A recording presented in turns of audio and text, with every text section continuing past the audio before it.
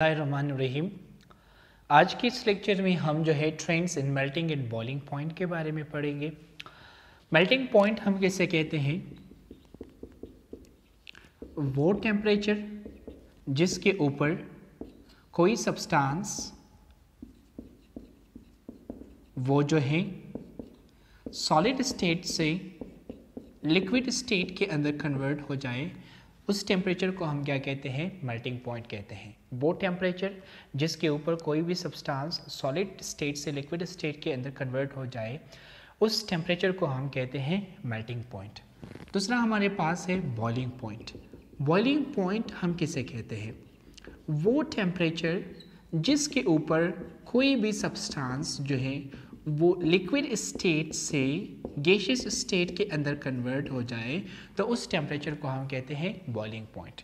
Boiling point को हम कुछ इस तरह भी डिफाइन कर सकते हैं, वो टेम्परेचर जिसके ऊपर किसी भी लिक्विड की वेपर प्रेशर वो जो है एटमॉस्फेरिक प्रेशर के इक्वल हो जाए, उस टेम्परेचर को हम क्या कहते हैं? बॉइलिंग पॉइंट कहते हैं। वो टेम्परेचर जिसके ऊपर किसी भी सब्सटेंस की वेपर प्रेशर एटमॉस्फेरिक प्रेशर के बराबर हो जाए, उस टेम्परेचर को हम क्या कहते हैं?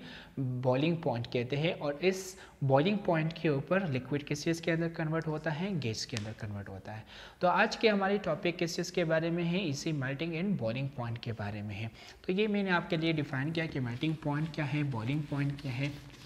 अब हम पढ़ेंगे trends in melting and boiling point. ये पढ़ते हैं कि पीरियड 3 के अंदर मेल्टिंग एंड बॉइलिंग पॉइंट वो किस तरह जो है फ्लक्चुएट करते हैं, वो किस तरह जो है चेंज होते हैं। तो सबसे पहले हम किस चीज़ की डिस्कशन स्टार्ट करेंगे? मेल्टिंग पॉइंट की डिस्कशन स्टार्ट करते हैं।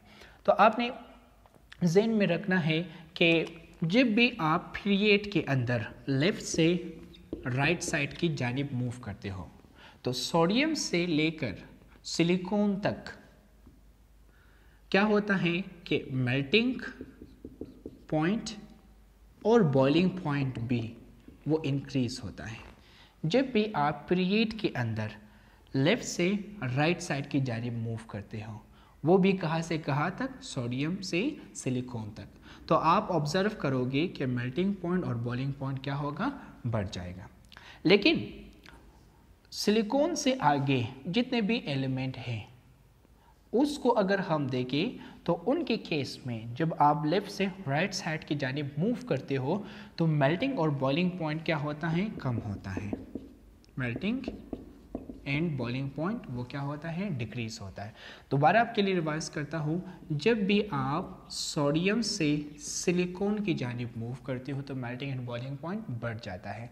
और जब आप फॉस्फोरस से जो है आर्गोन की जानिब मूव करते हो तो मेल्टिंग एंड बॉइलिंग पॉइंट क्या होता है?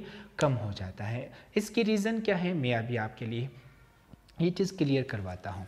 आपने ज़हन में रखना है कि जो boiling point and melting point है, ये दोनों ये डायरेक्ट रिलेशनशिप रखता है किस चीज़ के साथ? बॉन्ड स्ट्रेंथ के साथ।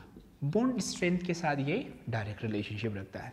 जितना बॉन्ड स्ट्रेंथ ज़्यादा होगा, उस सब्सटेंस की बॉइलिंग पॉइंट और मेल्टिंग पॉइंट भी क्या हो गया? ज़्यादा होगा। और अगर बॉन्ड स्ट्रेंथ वीक हो तो मेल्टिंग और बॉइलिंग पॉइंट भी क्या होगा? कम हो जाएगा। तो यहाँ पर अगर आप ऑब्जर्व कर ले, sodium, magnesium, aluminium and silicon. Sodium, magnesium, aluminium ये जो है क्या करते हैं? ये स्ट्रॉन्ग मेटेलिक बॉन्ड बनाते हैं। सोडियम, एल्यूमिनियम और मैग्नीशियम ये क्या करते हैं? स्ट्रॉन्ग मेटेलिक बॉन्ड बनाते हैं। इसी वजह से इनकी मेल्टिंग और बॉइलिंग पॉइंट क्या है? ज़्यादा है, क्योंकि इनके बॉन्ड स्ट्रेंथ स्ट्रॉन्ग है। इसी वजह से इनकी मेल्टिंग एंड बॉइलिंग पॉइंट भी क्या है? ज़्यादा है।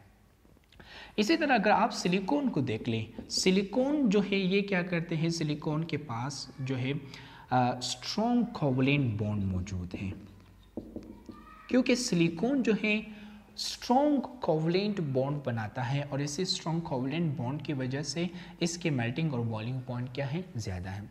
जबकि अगर आप फॉस्फोरस, सल्फर, क्लोरीन और आर्गोन को अगर आप देख लें, फॉस्फोरस, सल्फर, क्लोरीन, आर्गोन ये चार एलिमेंट जो है नॉन मेटल है। फॉस्फोरस, सल्फर, क्लोरीन और आर्गोन सबसे पहले कि ये जो है नॉन मेटल्स है। दूसरी बात ये कि ये जो है स्मॉल मॉलिक्यूल्स बनाते हैं, दे फॉर्म स्मॉल मॉलिक्यूल्स। एक तो ये एक नॉन मेटल है, दूसरा ये कि स्मॉल मॉलिक्यूल्स बनाते हैं। और इन स्मॉल मॉलिक्यूल्स को जो है कौन कंबाइन करता है? Intermolecular forces. कौन सा intermolecular force? London dispersion forces. इन मॉलिक्यूल्स को जो है कौन कंबाइन करता है? Intermolecular forces. कौन सा इंटरमॉलिक्यूलर फोर्स? London force.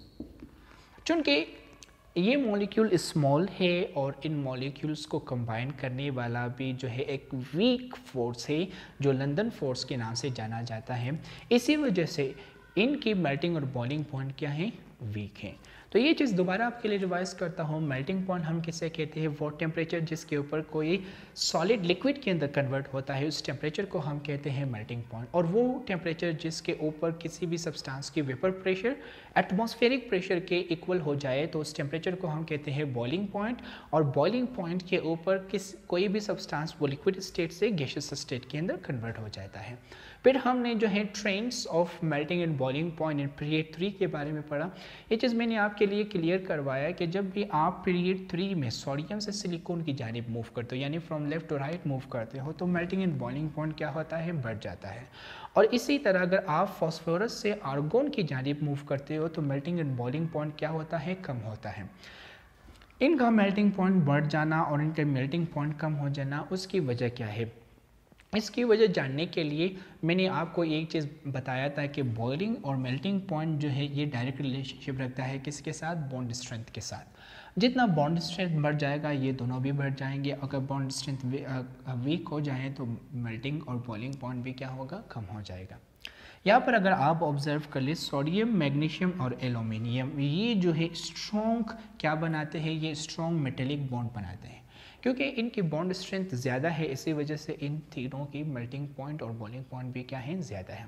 इसी तरह अगर आप सिलिकॉन की देख ले तो सिलिकॉन की भी मेल्टिंग और बॉइलिंग पॉइंट ज़्यादा है। और इसकी रीज़न ये है कि सिलिकॉन जो है एक तो लार्ज स्ट्रक्चर बनाता है और सिलिकॉन्स जो है एक दूसरे के साथ कोवलेंट बॉन्ड के थ्रू अटैच होता है। क्योंकि कोवलेंट बॉन्ड एक स्ट्रॉन्ग बॉन्ड है, इसी वजह से सिलिकॉन की मेल्टिंग और बॉइलिंग पॉइंट क्या है? ज़्यादा है। इसी तरह अगर आप देखें फॉस्फोरस, सल्फर, क्लोरीन, आर्गोन, इनकी मेल्टिंग एंड बॉइलिंग पॉइंट कम है। उसकी वजह ये है कि फॉस्फोरस, सल्फर, क्लोरीन, आर्गोन एक तो ये नॉन मेटल है, दूसरा ये स्मॉल मॉलिक्यूल्स बनाते हैं और वो स्मॉल मॉलिक्यूल्स एक दूसरे के साथ अटैच होते हैं किसके थ्रू? जो है लंदन फोर्सेस के थ्रू, जो एक बहुत ही वीक फोर्स है। क्योंकि इसके मॉलिक्यूल जो है वीक फोर्स के साथ वीक फोर्स के थ्रू एक दूसरे के साथ बाइंड है, इसी वजह से इनकी मेल्टिंग पॉइंट और बॉइलिंग पॉइंट भी क्या है?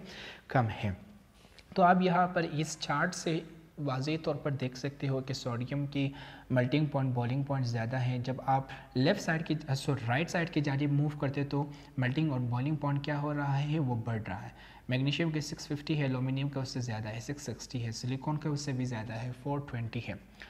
क्यों? उसकी वजह यह है कि जब भी आप जो है लेफ़्ट से राइट की साइड की जानिब मूव करते हो बॉन्ड स्ट्रेंथ ज़्यादा होता है और बॉन्ड स्ट्रेंथ ज़्यादा होने की वजह से इनकी मेल्टिंग पॉइंट और बॉइलिंग पॉइंट भी बढ़ जाता है।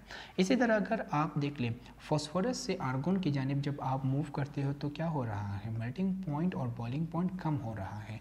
फॉस्फोरस का 600 है, सल्फर का जो है 119 है, क्लोरीन का इससे भी कम है, आर्गोन का इससे भी कम है। तो ये जब आप फॉस्फोरस से आर्गोन की जानिब मूव करते हो तो इनकी मेल्टिंग पॉइंट और बॉइलिंग पॉइंट इसलिए कम होता है क्योंकि ये मॉलिक्यूल जो है क्या करते हैं? ये जो है स्मॉल मॉलिक्यूल, ये जो है इनकी साइज़ जो है छोटा होता जाता है। जितना इनकी मॉलिक्यूल की साइज़ छोटा होता जाएगा, इनके दरमियान जो लंदन फोर्स है वो लंदन फोर्स भी क्या होगा? वीक होता जाएगा। और लंदन फोर्स वीक होने की वजह से इनकी मेल्टिंग पॉइंट और बॉइलिंग पॉइंट भी क्या होंगे? कम हो जाएंगे। अगर आप देख ले फॉस्फोरस चूँकि ये लार्ज मॉलिक्यूल बनाता है, इसी वजह से इसकी लंदन फोर्स स्ट्रॉन्ग है और लंदन फोर्स स्ट्रॉन्ग होने की वजह से इसकी मेल्टिंग और बॉइलिंग पॉइंट ज़्यादा है। सल्फ़र जो है फॉस्फोरस की बनिस्बत इसकी मॉलिक्यूल छोटा है, इसी वजह से इसकी मेल्टिंग और बॉइलिंग पॉइंट भी उसकी बनिस्बत कम है। क्लोरीन की मॉलिक्यूल तो इन दोनों से ज़्यादा है, इसी वजह से इसकी मेल्टिंग और बॉइलिंग पॉइंट दोनों से कम है। आर्गोन की मॉलिक्यूल तो काफ़ी ज़्यादा छोटा है, इसी वजह से इसके मेल्टिंग पॉइंट और बॉइलिंग पॉइंट दोनों से क्या है, कम है। तो ये आज की टॉपिक जिसमें हमने trends in melting and boiling point के बारे में पढ़ा। Thank you.